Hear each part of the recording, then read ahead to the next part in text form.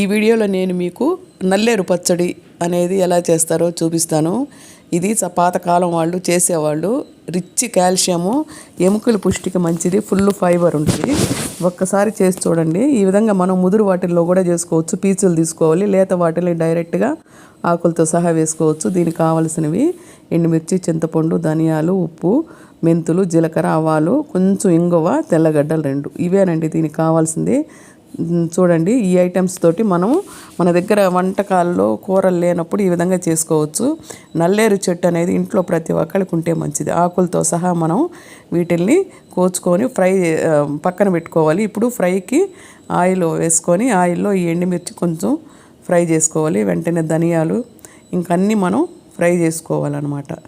అంటే కొంచెం red colour వచ్చే వరకు ఫ్రై చేసుకొని ముందుగా మనం మిక్సీలో వేసేసుకోవాలి. ఇవి చూసారు కదా, ఈ మాత్రం ఫ్రై అయితే చాలు. అందులోని ఇంగువ అన్నీ పడిపోయాయి. ఇంకా మనం వేయాల్సింది ఈ విధంగా మనం ఫ్రై చేసి మిక్సీలో వేసుకుంటాము. ఇప్పుడు మనం వేయాల్సింది ఏంటంటే ఇంకొంచెం ఆయిల్ వేసి మనం ఆల్రెడీ కోసి పెట్టుకున్నాం కదా నల్లేరు ముక్కలు, ఇవన్నీ ఆకులతో సహా వేసేసుకోండి. ఇది బాగా ఫ్రై అయిపోయిన తర్వాత ఈ విధంగా ఉంటుంది అనమాట. మనం దీన్ని మిక్సీ పట్టుకుంటాం. ముందు దాన్ని మిక్సీ పట్టుకోవాలి.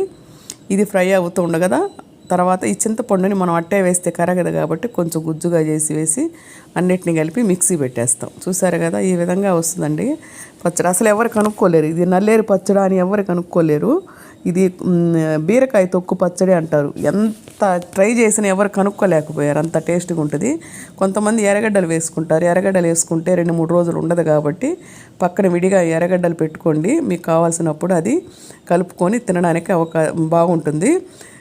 ఈ వీడియో మీకు నచ్చినట్టయితే లైక్ చేయండి, షేర్ చేయండి, సబ్స్క్రైబ్ చేయండి.